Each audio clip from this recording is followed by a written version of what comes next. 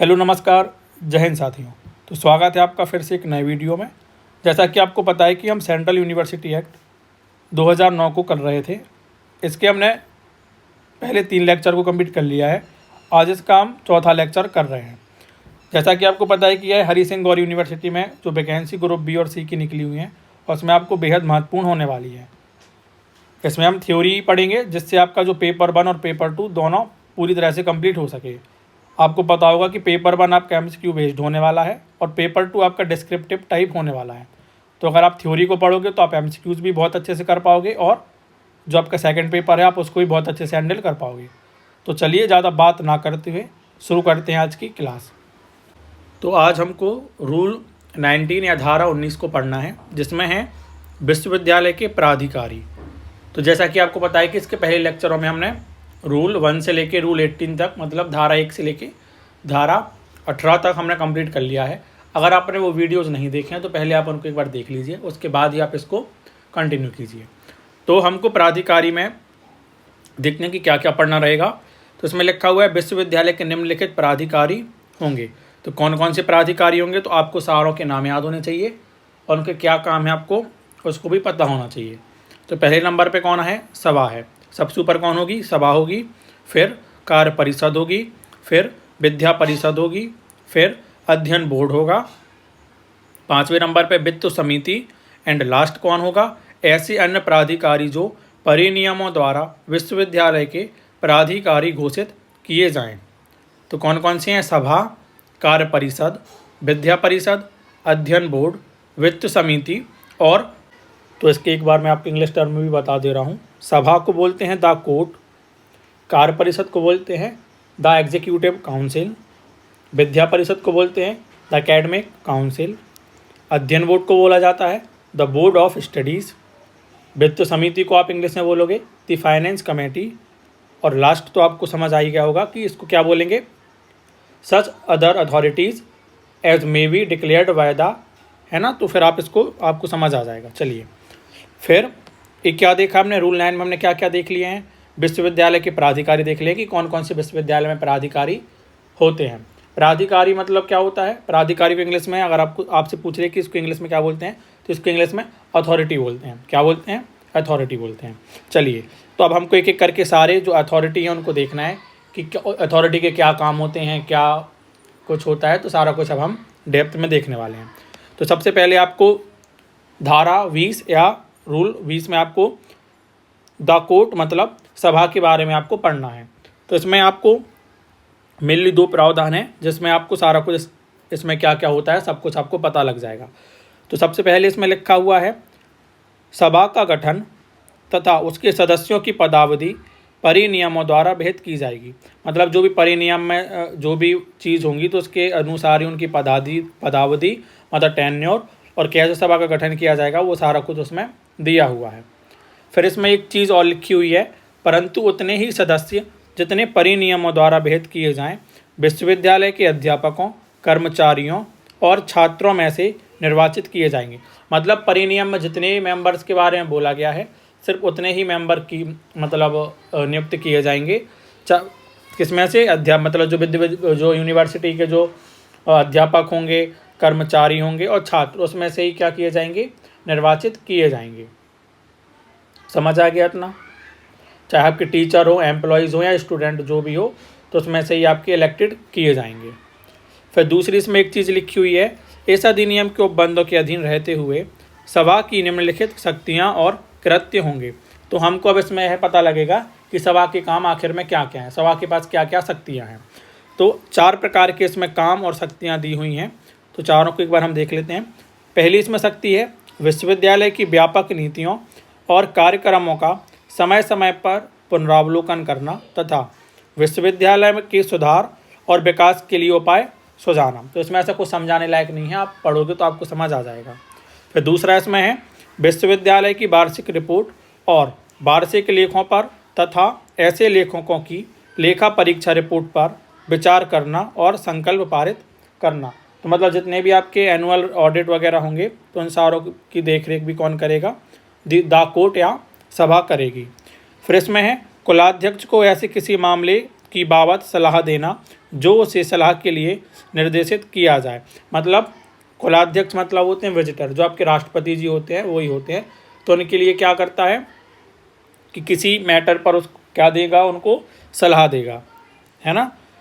Last है ऐसे अन्य कृत्यों का निर्वहन करना जो परिनियमों द्वारा विहित किए जाएं। तो और भी जो अन्य उसके कार्य हैं जो उसके परिनियम में मेंशन किए हुए हैं उनको भी क्या करेगा, ये करेगा। तो समझ आ गया है कि सभा क्या है ना। इसको और डीप में हम देखेंगे, शायद आपको एंड में इसके मिलेंगे पढ़ने के लिए, तो आपको इसमें पता लग जाए कि इसमें कितने क्या मेंबर होते हैं, कहाँ से मेंबर चुने जाते हैं, तो सारा कुछ आपको एंड में मिलने वाला है। तो बस अभी आपको सिर्फ इतना ही याद रखना है कि आपको सभा से संबंधित प्रावधान आपको रूल 20 या धारा 20 में आपको दिए गए हैं। समझ आ गया है। चलिए अब हमको देखना है रूल 21 या धारा 21, जिसमें क्या है, कार्य परिषद मतलब द एग्जीक्यूटिव काउंसिल। तो कार्य परिषद में आपको मेनली 2 प्रावधान इसमें दिए हुए हैं, दोनों हम पढ़ेंगे कि क्या क्या इसमें बोला गया है। तो पहला इसमें है कार्य परिषद विश्वविद्यालय की प्रधान कार्यपालक निकाय होगी। तो आपसे पूछ लिया जाएगा कि विश्वविद्यालय का जो प्रधान कार्यपालक निकाय कौन होगा, तो कार्य परिषद होगा। कौन होगा, कार्य परिषद होगी। समझ आ गया है, ठीक है। फिर इसमें दूसरा है कार्य परिषद का गठन और उसके सदस्यों की पदावधि और उसकी शक्ति और कृत्य परिनियमों द्वारा भेद किए जाएंगे, परंतु उतने सदस्य जितने परिनियमों द्वारा भेद किए जाएंगे सभा के निर्वाचित सदस्यों में से होंगे। मतलब इसमें जितने भी क्या होंगे, सदस्य होंगे, वो सारे किससे होंगे, जो अपन ने जो सभा के बारे में पढ़ा था, द कोर्ट के बारे में पढ़ा था, उसके जो निर्वाचित सदस्य होंगे उसमें से ही कार्य परिषद के क्या होंगे, सदस्य होंगे। तो आपको इस चीज़ को विशेष रूप से याद रखना है। समझ आ गया है कार्य परिषद क्या है, कैसे मेंबर, सारा कुछ आपको समझ आ गया। इसको भी हम बहुत डेप्थ में लास्ट में पढ़ने वाले हैं। तो बताइए इतना समझ आ गया है, फिर हम आगे बढ़ें। चलिए, तो हमने कार्य परिषद को भी देख लिया है। अब हमको क्या देखना है, विद्या परिषद। किसको देखना है हमको, विद्या परिषद मतलब एकेडमिक काउंसिल को हमको देखना है। तो आपको रूल 22 या धारा 22 में आपको एकेडमिक काउंसिल के बारे में प्रावधान दिए हैं। इसमें भी आपको 2 प्रावधान दिए हुए हैं। कौन कौन से 2 प्रावधान हैं, चलिए हम देखते हैं। पहला प्रावधान है विद्या परिषद विश्वविद्यालय की प्रधान शैक्षणिक निकाय होगी। अगर आपसे पूछे कि यूनिवर्सिटी की प्रधान शैक्षणिक निकाय कौन होती है, तो कौन होगी, वो आपकी एकेडमिक काउंसिल होगी। कौन होगी, एकेडमिक काउंसिल होगी। समझ आ गया है। और इस अधिनियम, परिनियमों और अध्यादेशों के उपबंधों के अधीन रहते हुए विश्वविद्यालय की शैक्षणिक नीतियों का समन्वय करेगी और उस पर साधारण पर्यवेक्षण रखेगी। ठीक है। फिर क्या है इसमें, विद्या परिषद का गठन, उसके सदस्यों की पदावधि तथा उसकी शक्तियाँ और कृत्य परिनियमों द्वारा विहित किए जाएंगे, परंतु उतने सदस्य जितने परिनियम द्वारा विहित किए जाएंगे सभा के निर्वाचित सदस्यों में से होंगे। मतलब इसमें भी जो आपका द कोर्ट है उसमें जो आपके निर्वाचित सदस्य होंगे उसमें से ही विद्या परिषद मतलब एकेडमिक काउंसिल में आएंगे। तो समझ आ गया है कि विद्या परिषद क्या है। विद्या परिषद आपने पढ़ लिया है, आपने द कोर्ट के बारे में पढ़ लिया है और द एकेडमिक काउंसिल के बारे में भी आपने पढ़ लिया है। समझ आ गया इतना। चलिए अब हमको क्या देखना है, अध्ययन बोर्ड। किसके बारे में हमको देखना है, अध्ययन बोर्ड, जो आपके रूल 23 या धारा 23 में आपको मेंशन किया हुआ है। अध्ययन बोर्ड मतलब द बोर्ड ऑफ स्टडीज़। ठीक है। तो अध्ययन बोर्ड का गठन, उनकी शक्तियाँ और कृत्य परिनियमों द्वारा भेद किए जाएंगे। तो उसमें ऐसा कुछ भी इसमें नहीं लिखा है जो आपको याद करना हो। बस आपको याद रखना है कि अध्ययन बोर्ड किस धारा या किस रूल में है, बस आपको इतनी चीज़ इसमें याद रखना रहेगा। फिर है धारा 24 या रूल 24 में वित्त समिति। तो वित्त समिति को इंग्लिश में आप क्या बोलोगे बताइए, फाइनेंस कमेटी। ठीक है, का गठन, उसकी शक्ति और कृत्य परिनियमों द्वारा भेद किए जाएंगे। फिर आपको देखना है इसमें धारा 25 या रूल 25 में विश्वविद्यालय के अन्य प्राधिकारी। क्या देखना रहेगा आपको, जो विश्वविद्यालय है उसके अन्य प्राधिकारी मतलब the constitution power and authority of other authorities. ठीक है, मतलब इसमें क्या पढ़ना है, देखिए इसमें लिखा हुआ है ऐसे अन्य प्राधिकारियों का जो परिनियमों द्वारा विश्वविद्यालय के प्राधिकारी के रूप में घोषित किए जाएं, गठन, उनकी शक्तियां और कृत्य परिनियमों द्वारा भेद किए जाएंगे। तो कुछ भी इसमें अंदर का काम का नहीं है, बस आपको जो धारा में जो चीज़ बोली गई है बस आपको उसका की पॉइंट याद रखना है, उससे आपका काम हो जाएगा। समझ आ गया है?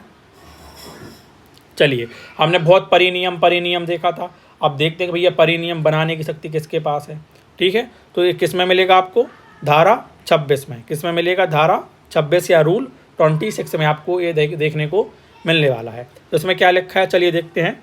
इसमें लिखा हुआ है, इस अधिनियम के उपबंधों के अधीन रहते हुए परिनियमों में निम्नलिखित सभी या किन्हीं विषयों के लिए उपबंध किया जा सकेगा। अर्थात अब देखो, आपको इसमें 4 पॉइंट हैं, उसको आपको देखना है। हालांकि 4 नहीं है, सॉरी, इसमें आपको बहुत सारे पॉइंट है, तो आपको सारे पॉइंट इसमें देखना है कि कौन कौन से पॉइंट इसमें आएंगे। तो पहला क्या है इसमें? विश्वविद्यालय के प्राधिकारियों और अन्य निकायों का जो समय समय पर गठित किया जाए, गठन, उनकी शक्तियाँ और कृत्य। समझ आ गया है? ठीक है, किस किस पर परिनियम बन सकता है। ठीक है, फिर दूसरा है उक्त प्राधिकारियों और निकायों के सदस्यों की नियुक्ति। मतलब अगर आपको सदस्यों की नियुक्ति करना है तो उस पर भी आप परिनियम बना सकते हो। और उनका पदों पर बने रहना, सदस्यों के पदों की रिक्ति का भरा जाना तथा उन प्राधिकारियों और अन्य निकायों से संबंधित अन्य सभी विषय जिनके लिए उपबंध करना आवश्यक या वांछित हो। तो मतलब आप किस किस पर आप परिनियम बना सकते हो, आप प्रोविज़न बना सकते हो। उसमें आपको इसमें यह मिलने वाला है कि आप किस किस टॉपिक पर या किस किस सब्जेक्ट पर आप प्रोविज़न बना सकते हो। समझ आ गया है? चलिए, फिर तीसरा इसमें है विश्वविद्यालय के अधिकारियों की नियुक्ति, उनकी शक्तियाँ और कर्तव्य तथा उनकी उपलब्धियाँ। फोर्थ है विश्वविद्यालयों के अध्यापकों, शैक्षणिक कर्मचारीवृंद तथा अन्य कर्मचारियों की नियुक्ति, उनकी उपलब्धियाँ और सेवा की शर्तें। तो सारा इसमें कॉमन सेंस बेस्ड है, ऐसा इसमें कुछ समझाने वाला नहीं है। अगर लगेगा कुछ भी तो फिर मैं आपको बता दूंगा। पांचवा है किसी संयुक्त परियोजना को कार्यान्वित करने के लिए किसी अन्य विश्वविद्यालय या संगठन में काम करने वाले अध्यापकों और शैक्षणिक कर्मचारीवृंद की विनिर्दिष्ट अवधि के लिए नियुक्ति। फिर है कर्मचारी की सेवा शर्तें, जिसके अंतर्गत पेंशन, बीमा, भविष्य निधि, सेवा समाप्ति और अनुशासनिक कार्रवाई की रीति भी है। छठवा है विश्वविद्यालय के कर्मचारियों की सेवा में ज्येष्ठता को शासित करने वाले सिद्धांत। मतलब इसमें क्या है कि जो सीनियर होगा उसको ही क्या मिलेगी, ज़्यादा प्राथमिकता दी जाएगी कर्मचारियों की सेवा के लिए। ठीक है, फिर इसमें लिखा हुआ है कर्मचारियों या छात्रों और विश्वविद्यालय के बीच विवाद के मामले में मध्यस्थ की प्रक्रिया। मतलब अगर कभी कर्मचारी छात्रों के बीच कोई विवाद हो जाए, कभी छात्र या यूनिवर्सिटी के बीच विवाद हो जाए, या कभी यूनिवर्सिटी या कर्मचारियों के बीच विवाद हो जाए, तो उससे संबंधित भी परिनियम वह बना सकता है। फिर इसमें लिखा हुआ है विश्वविद्यालय के किसी अधिकारी या प्राधिकारी की कार्रवाई के विरुद्ध किसी कर्मचारी या छात्र द्वारा कार्य परिषद को अपील करने की प्रक्रिया। फिर है किसी महाविद्यालय या किसी संस्था या किसी विभाग को स्वायत्त प्रायस्थिति प्रदान करना। फिर है संकायों, विभागों, केंद्रों, छात्र निवासों, महाविद्यालयों और संस्थानों की स्थापना और उत्साधन। मतलब उसको स्थापना भी करना और उसको क्या करना, एक प्रकार से उसको अपनी लैंग्वेज बोल सकते हो, उसको मिटाना है ना, उसको समाप्त करना। फिर है मानद उपाधियों को प्रदान किया जाना। फिर इसमें उपाधियों, डिप्लोमाओं, प्रमाण पत्रों और अन्य विद्या संबंधी विशिष्टताओं को वापस लिया जाना। मतलब वो वापस भी ले सकता है और दे भी सकता है, ऐसे परिनियम वो, ऐसे प्रोविज़न वो बना सकता है। फिर है विश्वविद्यालय द्वारा स्थापित महाविद्यालयों और संस्थाओं का प्रबंध। फिर इसमें लिखा हुआ है विश्वविद्यालय के प्राधिकारियों या अधिकारियों में निहित शक्तियों का प्रत्यायोजन। फिर है कर्मचारियों और छात्रों में अनुशासन बनाए रखना। और लास्ट है ऐसे सभी अन्य विषय जो इस अधिनियम के अनुसार परिनियमों द्वारा उपबंध किए जाने या किए जाएं।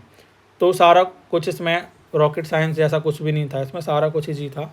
तो आपको समझ आ गया होगा कि इसमें क्या हम पढ़ने वाले थे। तो रूल 26 या धारा 26 में क्या है, तो परिनियम बनाने की शक्ति है। तो हमने क्या क्या देख लिया है, हमने सभा के बारे में भी पढ़ लिया है, हमने कार्य परिषद के बारे में पढ़ लिया है, विद्या परिषद के बारे में भी पढ़ लिया है, अध्ययन बोर्ड भी देख लिया है, वित्त समिति को भी बहुत अच्छे से पढ़ लिया है ना, विश्वविद्यालय के अन्य प्राधिकारी को भी पढ़ लिया है, और परिनियम बनाने की शक्तियों को भी हमने देख लिया है। अब हमको क्या पढ़ना है, तो अब हमको पढ़ना है कि देखो परिनियम बनाने की शक्तियाँ देख ली कि किस किस सब्जेक्ट पर वो परिनियम बना सकते हैं, है ना। लेकिन अब यही भी महत्वपूर्ण है कि भैया परिनियम किस प्रकार बनाए जाएंगे, ये भी तो काम करेगा। तो ये हम कब इसको अपन किस रूल में पढ़ेंगे, रूल 27 में या धारा 27 में हम पढ़ेंगे। तो इसमें कई सारे प्रावधान हैं, उसमें आपको पता चल जाएगा कि आप किस प्रकार से प्रोविज़न को बना सकते हो। तो जो इसमें पहला प्रावधान है उसमें लिखा हुआ है, प्रथम परिनियम वे हैं जो इस अधिनियम की दूसरी अनुसूची में उपवर्णित हैं। तो मतलब क्या है कि जो आपके प्रथम परिनियम, मतलब जो आपके फर्स्ट प्रोविज़न है, वो आपको कहाँ मेंशन किए गए हैं, अधिनियम के आपको सेकंड शेड्यूल में मेंशन किए गए हैं। तो आपको इसको विशेष रूप से याद रखना है। समझ आ गया है। तो कौन सी शेड्यूल में मेंशन किया हुआ है, सेकंड शेड्यूल में आपको मेंशन किया गया है। दूसरा इसमें प्रावधान है, कार्य परिषद समय समय पर नए या अतिरिक्त परिनियम बना सकेगी या उपधारा 1 में निर्दिष्ट परिनियमों का संशोधन या निरसन कर सकेगी। तो मतलब जो कार्य परिषद होगी वो समय समय पर चाहे तो नए परिनियम बना ले या कोई एक्स्ट्रा परिनियम बना ले, कर सकती है वो। या उसमें फिर एक कंडीशन और है, या उपधारा 1, जो आपकी उपधारा 1 है उसमें जो भी निर्दिष्ट परिनियम है उनको वो संशोधित भी कर सकती है और उसको समाप्त भी कर सकती है। कौन करेगी, कार्य परिषद करेगी। तो आपको याद रखना है कौन करेगा, कार्य परिषद करेगा, है ना। सभा नहीं करेगी, कौन करेगा, कार्य परिषद करेगा। फिर इसमें लिखा है, परंतु कार्य परिषद विश्वविद्यालय के किसी प्राधिकारी की प्रायस्थिति शक्तियों या गठन पर प्रभाव डालने वाले कोई परिनियम तब तक नहीं बनाएगी, उनका संशोधन नहीं करेगी या उनका निरसन नहीं करेगी जब तक उस प्राधिकारी को प्रायस्थापित परिवर्तनों पर अपनी राय लिखित रूप में अभिव्यक्त करने का अवसर नहीं दिया गया है। मतलब बोला गया है कि अगर कार्य परिषद ऐसा नहीं करेगी कि किसी कोई प्राधिकारी है तो उसकी शक्तियों पर प्रभाव डाल रहा हो, है ना, या किसी प्रकार से उस पर नेगेटिव इफेक्ट पड़ रहा हो, तो तब तक वो नहीं करेगी जब तक कि उसको लिखित रूप में, उसको जो प्राधिकारी है उसको लिखित रूप में अपनी अभिव्यक्ति देने की अनुमति ना मिले, अवसर ना मिले। समझ आ गया है। और इस प्रकार अभिव्यक्त किसी राय पर कार्य परिषद विचार करेगी। अगर वो कोई अभिव्यक्त मतलब कोई चीज़ वो देती है तो कार्य परिषद उस पर क्या करेगी, अपना विचार करेगी। समझ आ गया है। फिर इसमें है, प्रत्येक नए नियम या किसी परिनियम के परिवर्धन या उसके किसी संशोधन या निरसन के लिए कुलाध्यक्ष की अनुमति अपेक्षित होगी, जो उस पर अनुमति दे सकेगा या अनुमति विधारित कर सकेगा या उसे कार्य परिषद को विचार करने के लिए वापस भेज सकेगा।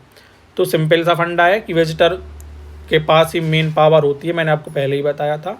तो उसकी परमिशन ज़रूरी है। अगर वो परमिशन नहीं दे रहा है ना, तो या तो दे देगा या नहीं देगा, 3-4 कंडीशन ही बनेगी, या तो दे देगा या नहीं दे देगा या विचार करने के लिए वापस लौटा देगा। तो वही चीज़ इसमें लिखी हुई है। फिर है, किसी नए परिनियमन या विद्यमान परिनियम का संशोधन या निरसन करने वाला कोई परिनियम तब तक विद्यमान नहीं होगा जब तक कि कुलाध्यक्ष द्वारा उसकी अनुमति नहीं दे दी गई हो। तो मतलब अगर कोई नया प्रोविज़न बनता है या पुराने प्रोविज़न कोई उसमें कोई संशोधन वगैरह करके अगर आप चाहो कि आप ले आओ, तो आप बिना विजिटर के परमिशन के आप उसको नहीं कर सकोगे। समझ आ गया है। आपको कुलाध्यक्ष की परमिशन बहुत ही ज़्यादा ज़रूरी है। 5वां इसमें है, पूर्वगामी उपधाराओं में किसी बात के होते हुए भी कुलाध्यक्ष इस अधिनियम के प्रारंभ से ठीक बाद की 3 वर्ष की अवधि के दौरान नए या अतिरिक्त परिनियमन बना सकेगा या उपधारा 1 में निर्दिष्ट परिनियमों का संशोधन या निरसन कर सकेगा। मतलब क्या है, अगर आपका जो यूनिवर्सिटी सपोज कि 2020 में क्या हुआ है, गठित हुआ है, तो वह 3 साल तक 2023 तक इस पर कौन बनाएगा परिनियमन वगैरह? राष्ट्रपति जी बनाएंगे। कौन बनाएंगे? राष्ट्रपति जी बनाएंगे। समझ आ गया है आपको? चलिए फिर इसमें एक चीज़ और लिखी हुई है, परंतु कुलाध्यक्ष 3 वर्ष की उक्त अवधि की समाप्ति पर ऐसे विस्तृत परिनियमन जो आवश्यक समझे ऐसी समाप्ति की तारीख से एक वर्ष के भीतर बना सकेगा और ऐसे विस्तृत परिनियमन संसद के दोनों सदनों के समक्ष रखे जाएंगे। मतलब क्या है कि उसने जो 3 वर्ष की अवधि में जो उसने परिनियमन बनाए हैं, ठीक है, वो तो अच्छी बात है, लेकिन उसमें से कुछ ऐसा भी हो सकता है कि कोई परिनियमन बहुत अति आवश्यक हो, तो जो उसकी अवधि थी उसकी समाप्ति की 1 वर्ष के भीतर, है ना, मतलब जो 3 वर्ष का उसके पास टाइम था, तो उसके 1 वर्ष के भीतर वो उसको बना ले और संसद के दोनों सदनों से उसको पारित करवा ले। ठीक है। फिर लास्ट इसमें है, इस धारा में किसी बात के होते हुए भी कुलाध्यक्ष अपने द्वारा विनिर्दिष्ट किसी विषय के संबंध में परिनियमों में उपबंध करने के लिए विश्वविद्यालय को निर्देश दे सकेगा, और यदि कार्य परिषद किसी ऐसे निर्देश को उसकी प्राप्ति के 60 दिन के भीतर कार्यान्वित करने में असमर्थ रहती है तो कुलाध्यक्ष कार्य परिषद द्वारा ऐसे निर्देश का अनुपालन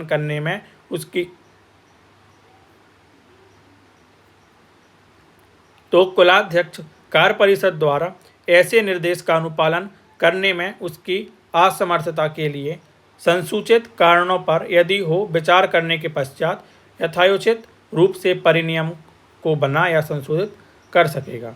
तो मतलब क्या है इसका? तो सिंपल सी चीज़ है, इसमें बोला गया है कि जो विजिटर होगा, अगर उसको कोई कानून, मैं अपनी लैंग्वेज में बोल रहा हूँ बस आपको समझाने के लिए, उसको कोई कानून को ऐड करना है, ठीक है, तो उसने किससे बोला? उसने कार्य परिषद से बोला कि भैया मैं आपको निर्देश देता हूँ कि आपको जो मेरे लिए लग रहा है कानून बहुत महत्वपूर्ण है, आप इसको ऐड कर दो, है ना। तो कार्य परिषद को 60 दिन के भीतर उसको ऐड करना होगा। अगर वो नहीं कर पाता है कार्य परिषद, तो भैया उसको बताना पड़ेगा कि आपने किस कारणों से आपने उसको ऐड नहीं किया है।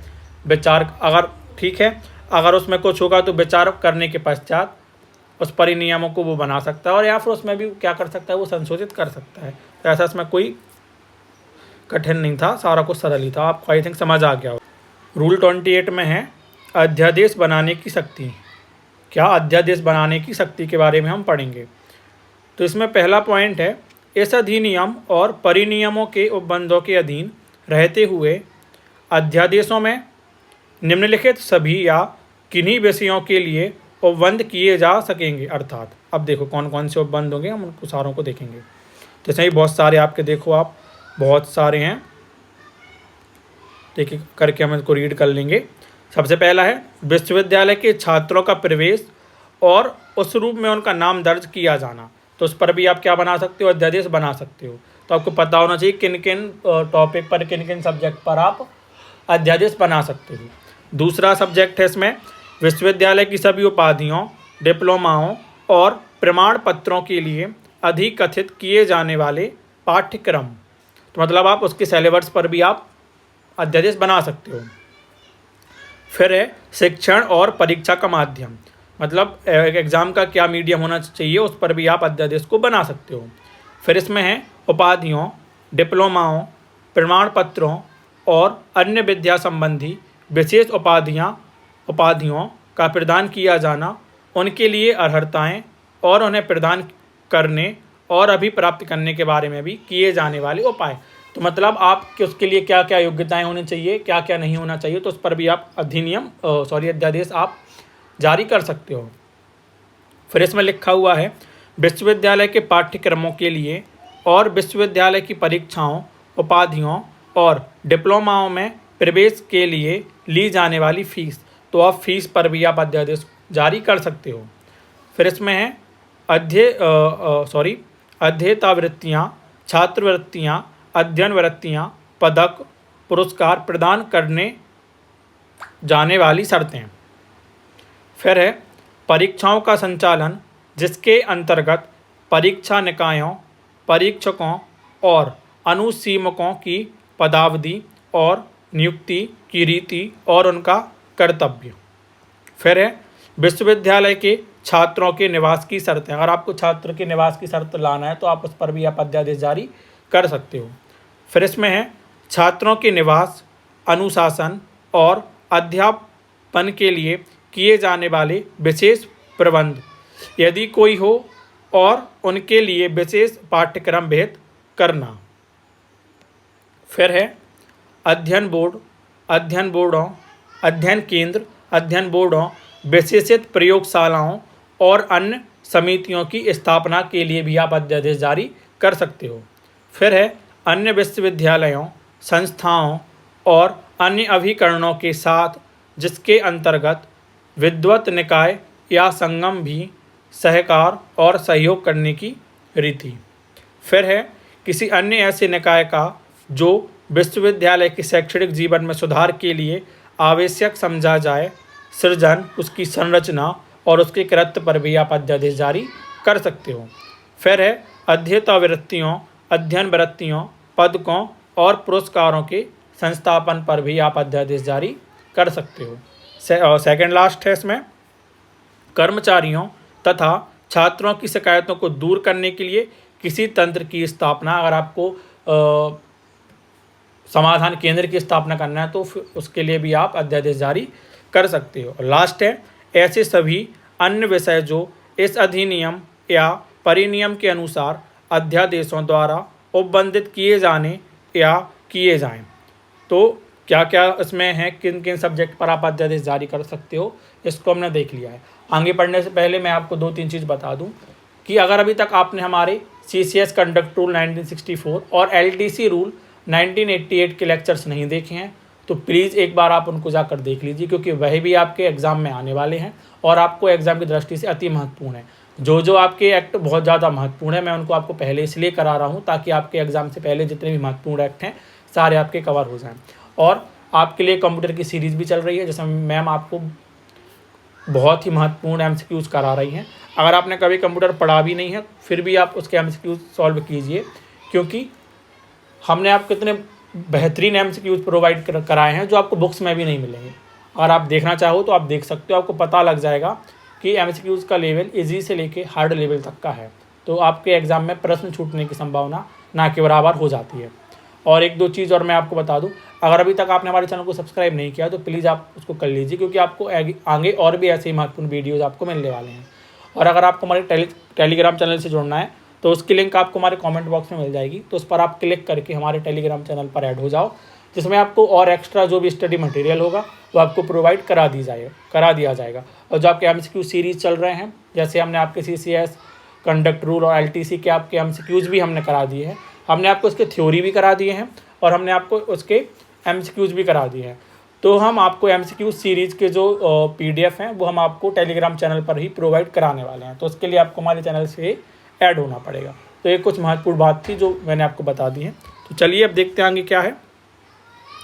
तो इसमें एक सेकंड प्रावधान है, इसमें लिखा है प्रथम अध्यादेश कार्य परिषद के पूर्व अनुमोदन से कुलपति द्वारा बनाए जाएंगे। तो क्या बोला है कि जो प्रथम अध्यादेश होंगे वो कार्य जो परिषद होगा उसके पूर्व अनुमोदन से और जो कुलपति होगा उसके द्वारा बनाए जाएंगे। तो किसके द्वारा बनाए जाएंगे, आपको मेन याद रखना है कि जो पहले अध्यादेश होंगे वो किसके द्वारा बनाए जाएंगे, जो विश्वविद्यालय का जो कुलपति होगा, जो चांसलर होगा, उसके द्वारा बनाए जाएंगे।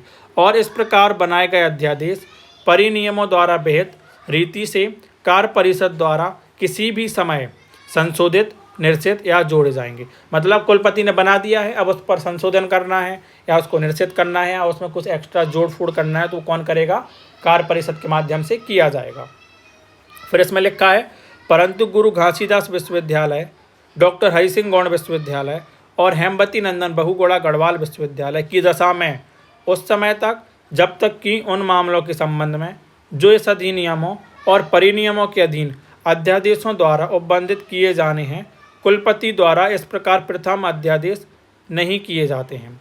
तो इस अधिनियम के प्रारंभ से ठीक पहले क्रमशः मध्य प्रदेश विश्वविद्यालय अधिनियम 1973, उत्तर प्रदेश राज्य विश्वविद्यालय अधिनियम 1973 के उपबंधों के अधीन बनाए गए परिनियमों और अध्यादेशों से सुसंगत उपबंध वहाँ तक लागू होंगे जहाँ तक वे इस अधिनियम और परिनियमों के उपबंधों से असंगत नहीं है।